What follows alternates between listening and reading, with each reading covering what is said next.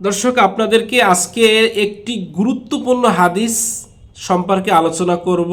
ইনশাল্লাহ ধৈর্য সহকারে ভিডিওটি দেখবেন। রাসূলুল্লাহ সাল্লাল্লাহু আলাইহি ওয়াসাল্লাম বলছেন, কিয়ামতের দিন আল্লাহ পাক রব্বুল আলামিন আদম সন্তানকে লক্ষ্য করে বলবেন, হে আদম সন্তান, আমি অসুস্থ ছিলাম, তুমি আমাকে দেখতে যাওনি। আল্লাহ পাক রব্বুল আলামিন আদম সন্তানকে বলবেন, আল্লাহ পাক রব্বুল আলামিন আদম সন্তানকে কি বলবেন? আমি অসুস্থ ছিলাম, তোমরা আমাকে দেখতে যাওনি।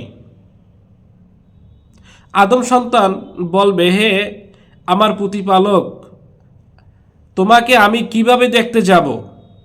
তুমি তো সমগ্র বিশ্বের পালনকর্তা। আল্লাহ পাক রব্বুল আলামিন বলেন, তুমি কি জানো না, তোমার অমুক বান্দা অসুস্থ ছিল, তুমি তাকে দেখতে যাওনি। তুমি যদি তাকে দেখতে যেতে তাহলে সেখানে আমাকে দেখতে পেতে। সুবহানাল্লাহ। আমাদের মুসলমান হিসাবে আমাদের কর্তব্য হলো, যদি কেউ অসুস্থ থাকে তাকে আমাদের দেখতে যাওয়া। শুধু দেখতে যাওয়াই না, দেখতে গিয়ে যদি আমরা তার সাথে কথাবার্তা বলে চলে আসি, এটা একেবারেই ঠিক হবে না।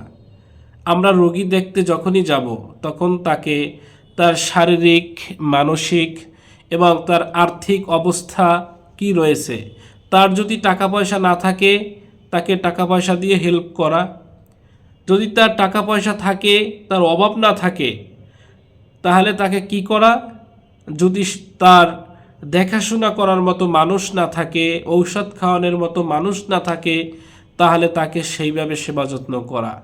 এটা হলো আমাদের মুসলমানের কর্তব্য। হাদিসটিতে এভাবেই বোঝানো হয়েছে, যদি কোনো মুসলমান অসুস্থ থাকে তাকে দেখতে যাওয়া।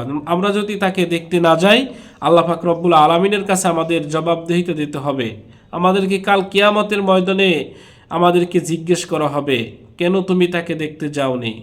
অতএব আমরা কেউ যদি আমাদের পাড়া প্রতিবেশী, আমাদের মহল্লায় যদি কেউ অসুস্থ থাকে, আমরা তাদেরকে দেখতে যাব। ইনশাল্লাহ আপনারা আশা করি হাদিসটি বুঝতে পারছেন।